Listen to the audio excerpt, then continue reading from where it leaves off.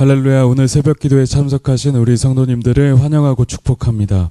오늘 주시는 하나님의 말씀은 오바댜 1장 10절부터 21절 말씀입니다. 제가 가진 성경 구약 1286페이지입니다. 제가 봉독하겠습니다. 네가 내 형제 야곱에게 행한 포악으로 말미암아 부끄러움을 당하고 영원히 멸절되리라. 네가 멀리 섰던 날 곧 이방인이 그의 재물을 빼앗아가며 외국인이 그의 성문에 들어가서 예루살렘을 얻기 위하여 제비 뽑던 날에 너도 그들 중 한 사람같이 같았느니라.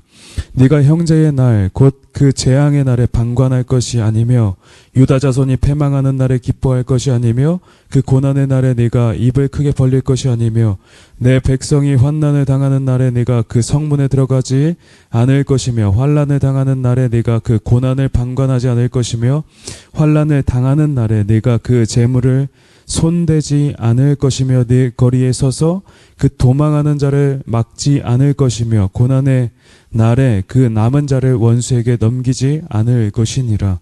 여호와께서 만국을 벌할 날이 가까웠나니 네가 행한 대로 너도 받을 것인즉 네가 행한 것이 네 머리로 돌아갈 것이라. 너희가 내 성산에서 마신 것 같이 만국인이 항상 마시리니 곧 마시고 삼켜서 본래 없던 것 같이 되리라. 오직 시온산에서 피할 자가 있으리니 그 산이 거룩할 것이요 야곱 족속은 자기 기업을 누릴 것이며 야곱 족속은 불이 될 것이요 요셉 족속은 불꽃이 될 것이며 에서 족속은 지푸라기가 될 것이라. 그들이 그들 위에 붙어서 그들을 불사를 것인즉 에서 족속에 남은 자가 없으리니 여호와께서 말씀하셨습니다. 그들이 네겝과 에서의 산과 평지와 블레셋을 얻을 것이요 또 그들이 에브라임의 들과 사마리아의 들을 얻을 것이며 베냐민은 길르앗을 얻을 것이며 사로잡혔던 이스라엘의 많은 자손은 가나안 사람에게 속한 이 땅을 사르밧까지 얻을 것이며 예루살렘에서 사로잡혔던 자들 곧 스바랏에 있는 자들은 네겝의 성읍들을 얻을 것이니라. 구원받은 자들이 시온산에 올라와서 에서의 산을 심판하리니 나라가 여호와께 속하리라. 아멘. 먼저 기도하겠습니다. 존귀하신 하나님 아버지 감사합니다. 오늘 첫 시간에 주님께 올려드리며 하나님의 말씀을 듣고자 이 영상 예배로 주님께 나아왔습니다.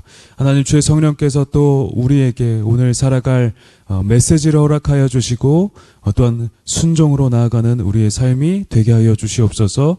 이 예배의 시종을 주님께 맡겨드리며 거룩하신 주 예수님의 이름으로 기도드렸습니다. 아멘. 형제의 사랑을 실천하는가? 라는 제목으로 하나님의 말씀을 전하겠습니다. 에돔의 교만에 대하여 예언자는 그들의 파멸을 예언한 후에 오늘 본문에서 구체적으로 그들의 심판에 대한 근거를 대고 있습니다. 당시 이 묵시가 쓰여졌던 가장 유력한 시기는 포록이나 포로 후기로 추정되는데 이에 따르면 에돔은 남유다 예루살렘이 바벨론에 의해 멸망당할 때에 유다 백성에 대하여 심각한 죄악을 저지른 것으로 보입니다. 그들은 예루살렘이 멸망할 때에 그 이방인들을 돕는 조력자이자 방관자로서 역할했습니다. 에돔은 멸망하는 유다를 방관하며 그들의 고난을 기뻐하였고 또 멸망하는 유다의 재물을 탐하여 손을 대려고 했습니다. 또한 유다의 도망하는 자들을 막았으며 그 남은 자들을 원수인 바벨론에게 넘겼죠. 그러나 에돔은 그 일을 행하지 말아야 했습니다. 왜냐하면 유다는 아무리 죄를 저질렀어도 하나님의 백성이었고 또 에돔의 형제 국가였기 때문입니다. 이스라엘과 유다의 뿌리인 조상 야곱은 에돔의 뿌리인 에서와 쌍둥이 형제 관계였습니다. 물론 그들에게는 우여곡절이 있었지만 그들은 끝내 서로의 지경을 인정하며 존중하고 각기 독립하여 뿌리를 내렸죠. 그러므로 에서의 후손인 에돔은 마땅히 유다에게 해를 입히지 말고 도리어 도와주어야 했던 그런 형제 관계였습니다. 그런데 에돔은 유다의 형제가 됨에도 불구하고 멸망하여 흩어질 때에 그들이 더욱 철저히 멸망될 수 있도록 그 일에 기여했던 것입니다. 그들의 고난을 방관했을 뿐만 아니라 이방인들과 그 바벨론인들과 한 패거리가 되어서 유다에 도망하는 길목을 막고 그들의 원수가 되었죠. 또한 유다를 약탈하며 범죄한 것입니다. 그러므로 하나님은 이를 기억하시고 만국을 벌할 날인 여호와의 날에 에돔이 행한 그대로 다 돌려받게 하시고 그들을 철저히 심판하실 것이라 말씀하는 것입니다. 형제의 고난에 침묵하고 방관한 에돔의 범죄와 또한 그것을 넘어서서 유다를 약탈하고 하나님의 백성들을 죽는 길에 내몬 그 행위들이 기억되어서 여호와는 그들의 행위 그대로 그들의 머리로 돌릴 거라는 것이죠. 그러므로 철저히 멸절되어서 본래 없던 것처럼 완전히 파멸하게 될 것을 말씀하셨습니다. 그러면서 동시에 이 여호와의 날은 하나님의 백성들에게 있어서는 더할 나위 없이 복된 날이 될 것이라 말씀하십니다. 시온산으로 표현되는 하나님의 나라는 다시 거룩하게 될 것이고 또 야곱 온 족속은 가나안 땅에서 자기 기업을 누릴 것이며 또 그들은 불과 같이 되어서 열방과 에돔을 지푸라기 사르듯 살라버릴 것입니다. 그리고 하나님의 백성들은 주위 사면을 정복할 것이며 특히 구원받은 자들이 올라와서 에돔을 심판하여 그 나라가 여호와께 속하게 될 것이라는 예언의 말씀입니다. 우리는 오늘 본문을 통하여서 무엇을 알 수 있을까요?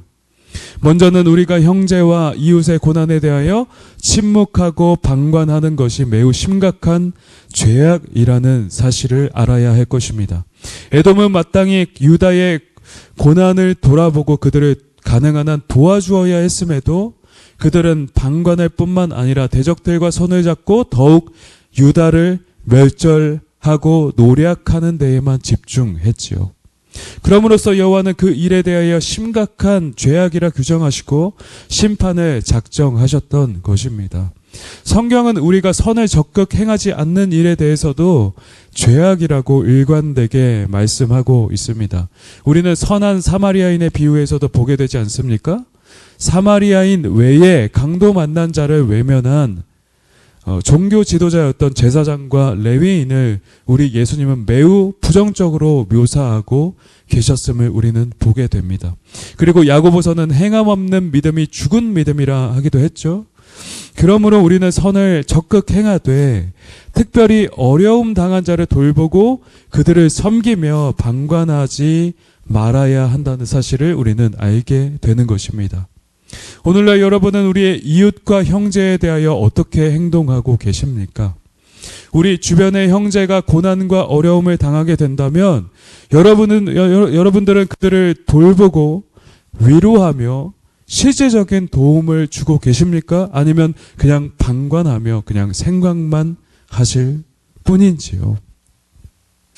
우리 그리스도인들의 가장 주된 가장 큰 특징은 그 어느 것보다 사랑이 실천되는 측면에 있음을 여러분은 아셔야 하는 것입니다. 우리의 마음을 다해서 사랑을 실천하고 형제 자매들을 섬기는 것이지요. 먼저는 우리의 영적 가족인 교회 공동체를 섬기는 것입니다. 우리 교회 지체 가운데 어떤 어려움을 겪는 사람은 없는지, 문제는 없는지, 경제적으로 어렵거나 혹 굶고 있지는 않은지 돌아보아야 하는 것입니다. 그리고 그들의 필요를 채우고 섬겨야만 하는 것이죠.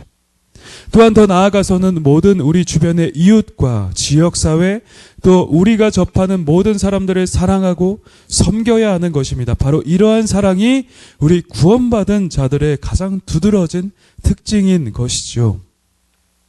그러면 우리는 이런 사랑을 왜 실천해야 될까요? 왜 실천해야 될까요?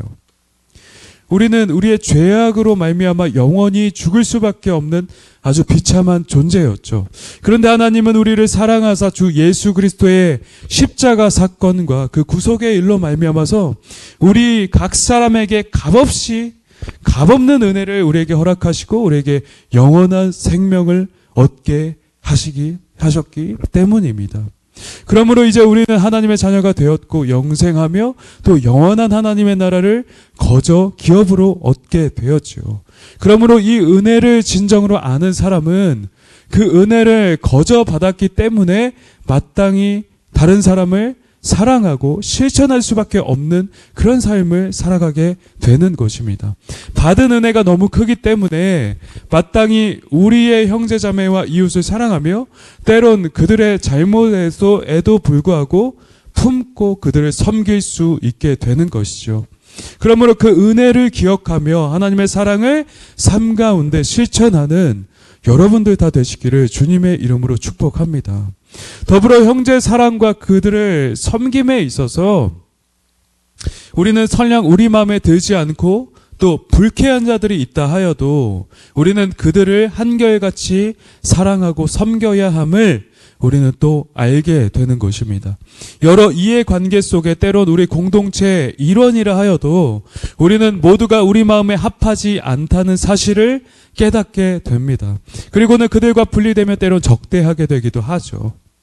그러나 우리는 우리의 죄된 특성상 그 누구도 완벽할 수 없으며 또 서로 간에 부족한 점이 있음을 알고 인정해야만 하는 것입니다. 우리는 너무나 연약한 존재이기 때문이죠. 그래서 우리가 우리의 연약함을 인정하고 받아들일 때 우리는 서로의 부족함과 약점, 완악함에도 불구하고 그들을 품으며 그들을 받아들이고 섬길 수 있게 되는 것입니다. 그리고 이는 나아가서 그리스도 예수의 모습을 세상에 나타내게 되는 것이죠.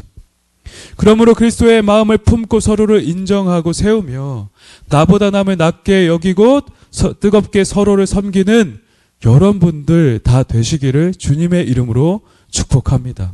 설령 마음에 잘 맞지 않는 사람들이 있다 하여도 우리는 그들 역시도 품고 하나된 공동체를 이룰 수 있도록 해야만 합니다. 연합할 수 있어야만 합니다.